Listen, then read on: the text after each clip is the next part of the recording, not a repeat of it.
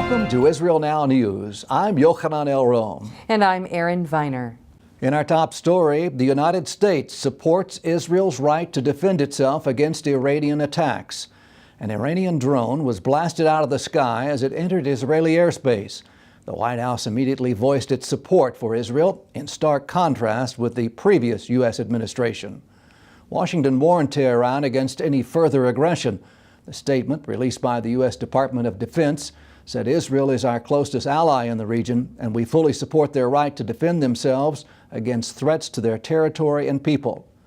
The drone incursion is viewed by Jerusalem as the most blatant and severe violation of Israeli sovereignty in recent years. It was launched by Iranian forces operating from a military base in Syria.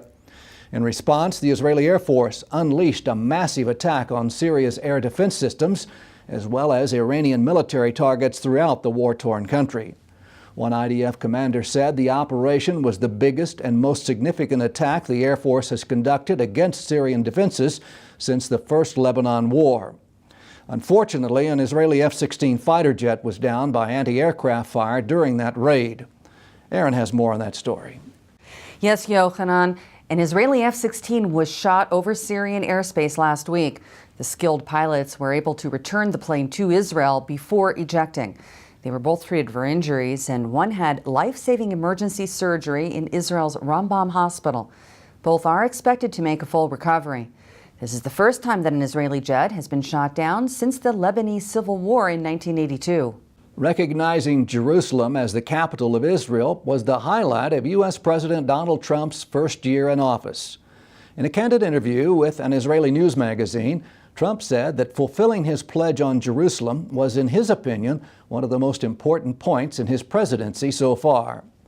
He revealed that there was a tremendous lobbying effort against recognizing Jerusalem, but that he wanted to keep his campaign promise to move the American embassy from Tel Aviv to the capital, and he wanted to make the big announcement during his first year in the White House. Saudi Arabia has reportedly agreed to allow flights to Israel over its airspace. Air India announced last week that they're opening a direct route between Tel Aviv and Delhi.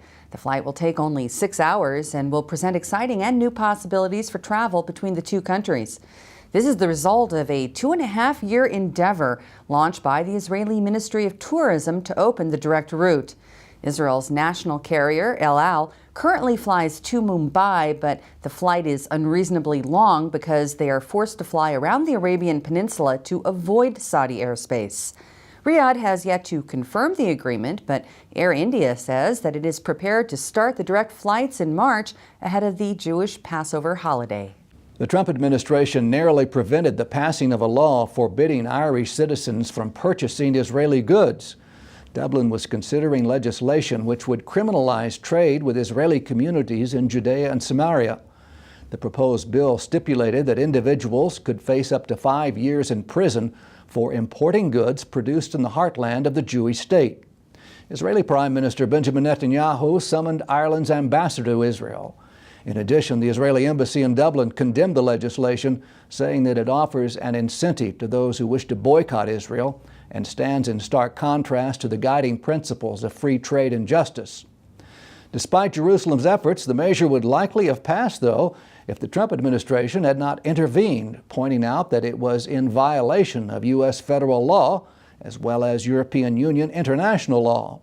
The legislation would have forced U.S. companies with Irish subsidiaries to choose between violating the Irish boycott law or violating U.S. export regulations. The Israel Allies Foundation and members of the Knesset Christian Allies Caucus saluted Guatemalan President Jimmy Morales for his bold move declaring Jerusalem as the capital of Israel and ordering that the embassy be moved to the Holy City. Morales was recognized at an event in his honor ahead of the National Prayer Breakfast in Washington, D.C. last week. The Israel Allies Foundation held an awards ceremony for Morales, who humbly said that he's just trying to do the right thing. 2 Israeli soldiers were nearly lynched after they inadvertently entered a hostile Arab town. Immediately after making a wrong turn into Jenin, Palestinians surrounded their vehicle and smashed the passenger window where the female soldier was sitting. She incurred injuries to her face and legs. A representative of the Palestinian security forces who helped coordinate the soldiers' extraction said that Arab hostilities towards Israel are now out of control. He said, "I've never come across such a climate of radicalization like what exists on Arab streets these days." He added that even during the Second Intifada, the atmosphere was not this incendiary. President Trump's chief negotiator for the Middle East blasted Mahmoud Abbas for denying the Jewish connection to Jerusalem. The PA boss has made a series of inflammatory speeches denying thousands of years of Jewish history in Israel, and especially in the Holy City, where both Jewish temples once stood. Last week, Abbas said that Jerusalem is Arab, Muslim, and Christian, omitting the importance of the Holy City to the Jewish people. Jason Greenblatt took to Twitter to confront Abbas, pointing out that he made no mention of Jewish ties to Jerusalem. He said that nothing peaceful or productive can come from statements like this. The Polish government is considering a bill which would forbid the Jewish practice of kosher slaughter. According to the Bible, Jews are allowed to eat certain animals only if they are killed in a specific way that ensures that the animals do not feel any unnecessary pain or fear. Jews have practiced kosher slaughter for thousands of years under the watchful eyes of rabbis who make sure that the biblical requirements are met. After already endorsing a series of anti-Semitic measures, Poland is now considering making this sacred Jewish practice illegal.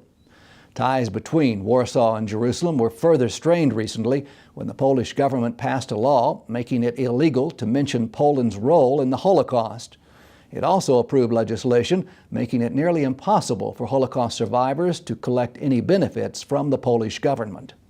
An Italian news magazine has acquired excerpts of Yasser Arafat's journals and has begun to publish some scandalous details. According to a report in La Espresso magazine, the arch-terrorist made an unholy alliance with the Italian government. The secret diaries reportedly state that the Italians agreed to allow Palestinian terror groups to operate in the country as long as no terror attacks were committed on Italian soil. Italy, he wrote, is a Palestinian shore of the Mediterranean. Several Italian officials have confirmed the alliance with the Palestinians, but the extent of the country's complicity in Palestinian terror was previously unknown. The Israeli government is preparing to give the go-ahead to the immigration of 1,000 Ethiopian Jews currently living in Gondar and Addis Ababa. Jerusalem has committed to bringing the last members of this lost tribe back to the Promised Land by the year 2020. There are 9,000 Jews living in Ethiopia waiting to come to Israel. This ancient Jewish community was forced to convert to Christianity, but hundreds of years later, their descendants returned to Judaism and have been waiting to return to Zion. A British family has expressed their gratitude to the Jewish people who helped them and their daughter who had leg-saving surgery in Israel. 6-year-old Kyra Worrell came to Israel for a leg-lengthening procedure after physicians in England told her that her best option was amputation. Kyra's family opened a crowdfunding page to subsidize the operation by an Israeli doctor who is world-renowned in the field of limb reconstruction. The family said that they were overwhelmed by Israeli hospitality, including offers from perfect strangers to host them for meals, stay in their homes, and even to come visit them in the hospital. French Jews are reeling after another anti-Semitic attack, this time against an 8-year-old Jewish boy. French Prime Minister Edouard Philippe called the attack on the child, who was wearing a kippah, a Jewish head covering, deplorable. And he said there is a brutal and violent form of anti-Semitism emerging in France. This comes just weeks after a 10-year-old Jewish girl was assaulted and her face was slashed. Israel Now News has reported in the past that Jews throughout Europe feel increasingly unsafe and are afraid to wear Jewish symbols in public. A group of Israeli citizens has taken personal offense at the campaign to boycott the Jewish state and have decided to fight back. 3 Israeli would-be concert-goers who were disappointed by the recent cancellation of a New Zealand pop singer show in Israel are suing the individuals who persuaded the entertainer not to perform. The Israeli rights group, Shirat Hadin, announced that it has filed suit against 2 citizens of New Zealand for convincing Lorde not to perform in Israel. The 2 women wrote letters to the pop star asking her to join the artistic boycott of Israel. The singer succumbed to the pressure and canceled her show. Nitzana Darshan-Leitner, the lawyer representing the plaintiffs, said that this lawsuit is an effort to introduce tangible consequences to those who selectively target Israel and seek to impose unjust and illegal boycotts against the Jewish state. Tensions between Israel and its neighbor to the north came to a head last week when Lebanon issued an offshore oil and gas exploration tender for an underwater field which Israel claims to own. Lebanon's decision to issue the tender is seen by Jerusalem as a very provocative move. Authorities in Beirut also accused the Jewish state of violating Lebanese sovereignty by building a security barrier along the border. But Israel insists that the wall is within its territory. Officials from both sides met recently to discuss the border fence and Lebanon's aggressive posturing. Israeli Defense Minister Avigdor Lieberman said that Beirut has sacrificed its national interest by subjugating fully to Iran. The Jewish state has become a leading cyber power and has thwarted electronic attacks from all corners of the world. The director of Israel's Shin Bet security agency said that last year, Israel foiled more than 1,400 digital attacks from all corners of the globe. Nadav Argaman told an audience at the CyberTech 2018 conference the cyber activities have become an integral part of Israel's process of thwarting terror attacks. He said that Israel has become one of the world's leading cyber powers.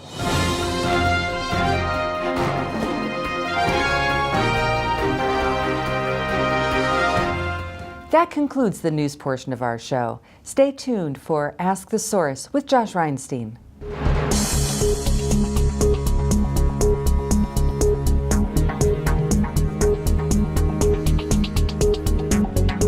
Hello and welcome to Ask the Source. I'm your host Josh Reinstein and we're here on a beautiful day on our rooftop studio in Jerusalem. My guest today is Dr. Ayala Bloch. She is the CEO of NIRBY organization. Dr. Bloch, thank you for being on the show. Tell our viewers a little about what is NIRBY. NIRBY stands for the National Institute for the Rehabilitation of the Brain Injured. It's an association that deals with neuropsychology and rehabilitation for people with brain damage. We have 3 centers in Tel Aviv and northern to Tel Aviv, and we do rehabilitation in the community for people with brain damage. When we do neuropsychology. Neuropsychology is practical science that deal with the connections between brain and a broad range of human functions, including emotions, cognitions, and behavior. And the practical aspects of neuropsychology is usually assessing and treating people with brain damage, which is what I do. You know, you work with a lot of Israeli soldiers as well in this department. How does neuropsychology help Israeli soldiers who have been maybe injured in attacks over the last few years? Okay, so actually brain damage can cause, can be severe or moderate or mild, and can be caused from trauma or from disease or any medical event, and this damage might have primary and secondary results on the human psychology and behavior. So people might have cognitive problems. For example, there is an area in the brain called hippocampus, and when it is damaged, a person might have memory problems. This will be a primary result because the neural damage causes the difficulty. And there are also many secondary results. For example, if a soldier was hurt in his brain and there is a memory deficit, and he's married and he forgets to buy a present to his wife for her birthday, for example, due to these memory difficulties, and his wife would be probably very upset, and maybe they will have a fight, and maybe there will be a deterioration in their relationship, and maybe even a divorce. This will be a secondary result for the brain damage. So we treat both primary and secondary results of the brain damage, and we use a lot of therapy and treatment paradigms in order to do it. Now, you're also a mother of 7. You live in Ariel. You're a lecturer. You're a doctor of neuropsychiatry. How do you juggle all these different things? It's quite incredible. So, you're right. My family and me, we live in Ariel, which is a cozy little town in the Samaria, and we have 7 children. To 5 I gave birth, and 2 are adopted. I tell them that I brought them from my heart. First, and my husband, he might be the answer to your question. Is a reserve officer in the intelligence corps, and now pursuing his PhD in computer science, and we do it together. So that's the answer to your question. Ariel is where you live, you just mentioned, and it's no stranger to terror attacks. We just had one a few weeks ago where a father of 4 was murdered for no reason other than being a Jew. Is your position as someone who deals with brain trauma, is that helpful in the event of these terror attacks? Is it something that is being used because of the widespread terror attacks? Yeah, I assume being a psychologist really helps dealing with the fear and the questions that the children ask, and they ask. I'm also I also miss my niece, who was murdered in a terror attack 12 years ago, and we usually use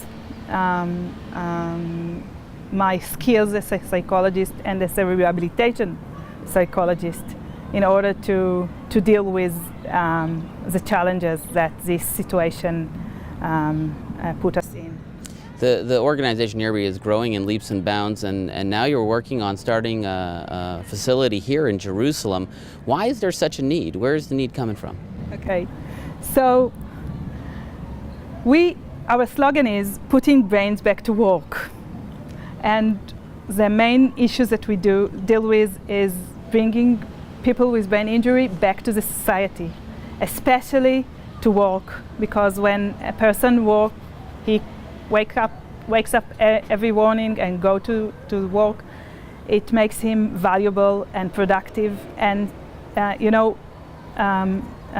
it's really exciting to hear clients who say the rehabilitation made my son see me again as his father.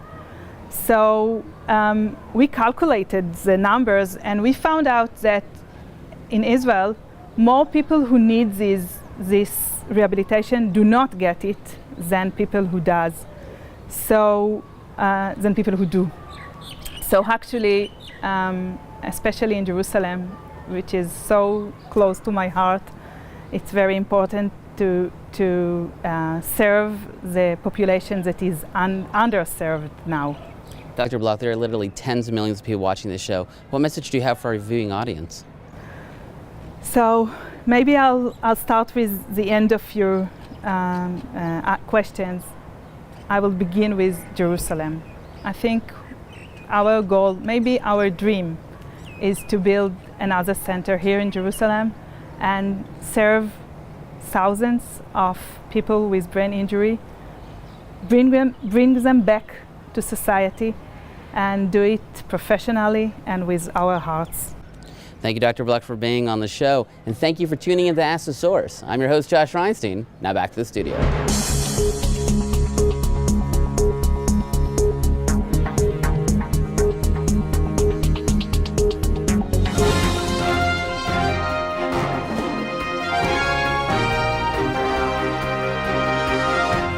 Up next, the return to Zion with Karen Hayasod.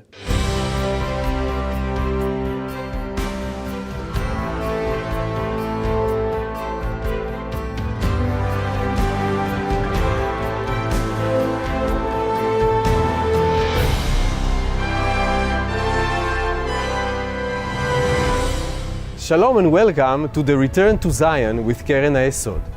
I'm Eliezer Moody Sandberg, World Chairman of Keren HaYesod United Israel Appeal, the leading official fundraising organization for the State of Israel. Today, you will witness the fulfillment of biblical prophecy through the gathering of the exiles. God bless you from Jerusalem. Those who dreamed about the Jewish state, those who survived the Holocaust and found in Israel the anchor, the security, those who wrought the historical miracle and against all odds established a state, those who stepped into the breach and defended the young Jewish state, so many of them paid with their lives, those who arrived in the homeland to their new home, those who propelled Israel forward step after step, those who stand at the technological vanguard, and the loyal partners who ensure the continuation of the Zionist enterprise. All those are Keren HaYesod, because Keren HaYesod is Eretz Israel. The return of an ancient people to their biblical homeland, a nation whose values inspired mankind, only to endure centuries of suffering. The ultimate tale of redemption from the ashes of destruction. This remarkable story is the story of the State of Israel. It is also the story of Keren HaYesod. Thanks to the dedication of Keren HaYesod supporters, huge resources were available to make the State of Israel a reality. Founded in 1920, Keren HaYesod galvanized Jewish donors across the world in a unified effort to develop the infrastructure of the first sovereign Jewish state in 2,000 years. אנו מכריזים בזאת על הקמת מדינה יהודית בארץ ישראל. היא מדינת ישראל. By the time the state of Israel was born in 1948, Keren HaYesod's funds had been the driving force behind the establishment of over 900 communities in the Jewish homeland. Its donors helped found many of the iconic institutions we know today, including the Hebrew University and Israel's Philharmonic Orchestra, ensuring that, as Zechariah envisioned, Jerusalem's streets would once more be filled with boys and girls at play. Keren HaYesod's supporters also helped rescue tens of thousands of desperate Jews fleeing a burning Europe, bringing them to the sanctuary of the land of Israel. Ezekiel's prophecy of bringing dry bones to life had been fulfilled. Throughout the decades, Keren HaYesod has been there for Jewish people coming home. In the 1950s, by financing the creation of still vibrant cities, Eilat and Sderot, bringing to life Ben-Gurion's vision of making the Negev desert bloom. In the 1960s and 70s, raising funds and providing a lifeline for the country's development during wartime. And at the close of the century, helping to bring immigrants from the four corners of the earth in a modern-day exodus, rescuing tens of thousands of Jews from Ethiopia and 1 million Jews from the former Soviet Union, delivering them from danger and distress. To this day, Keren HaYesod's activists continue their mission of aliyah and absorption. Last year, more than 31,000 Jews were helped to make their lives in the land of their ancestors.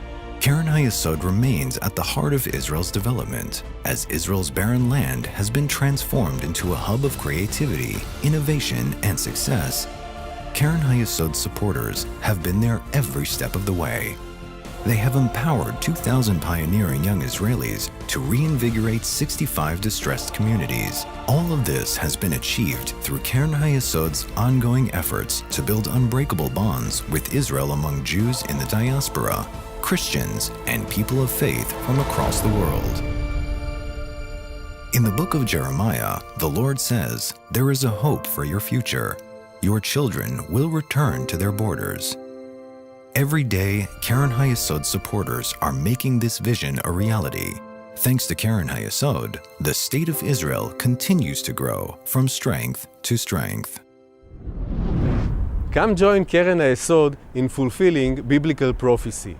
Let's bless Israel together. To donate and get information, call us at 1-800-505-1665 or visit our website at www.khisrael.org.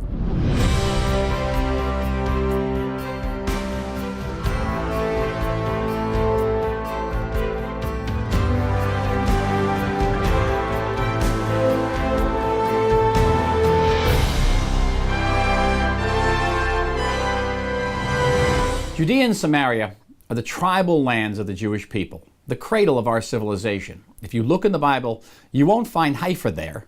You might find Tel Aviv, but it's a city in Babylonia. Ashkelon, Ashdod, major Israeli cities today were Philistine cities back in biblical times.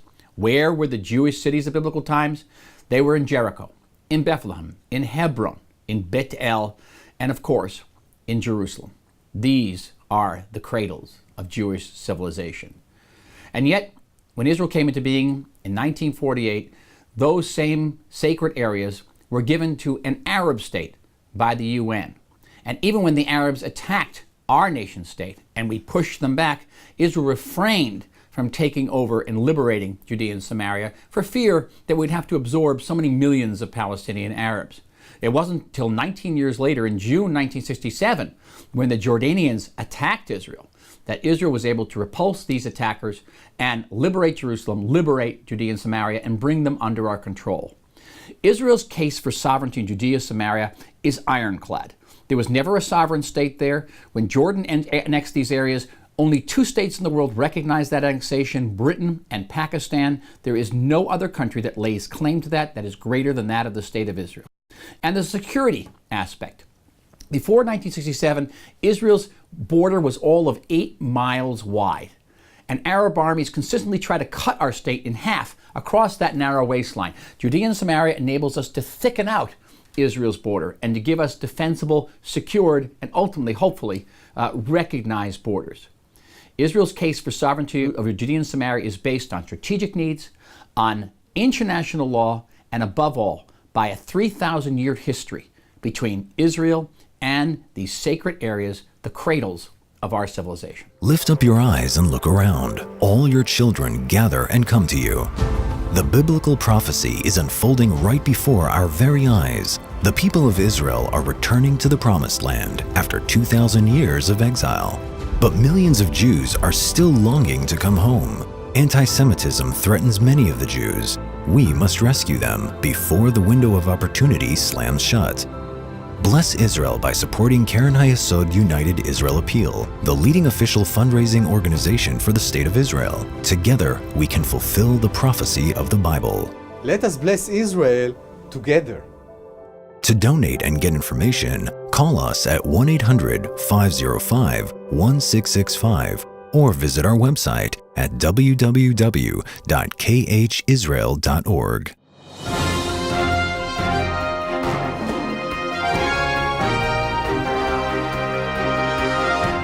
That's all for this edition of Israel Now News. I'm Yochanan El-Rom. And I'm Erin Viner, reporting from our studio in Jerusalem. Please join us again next week for all of your Israel updates.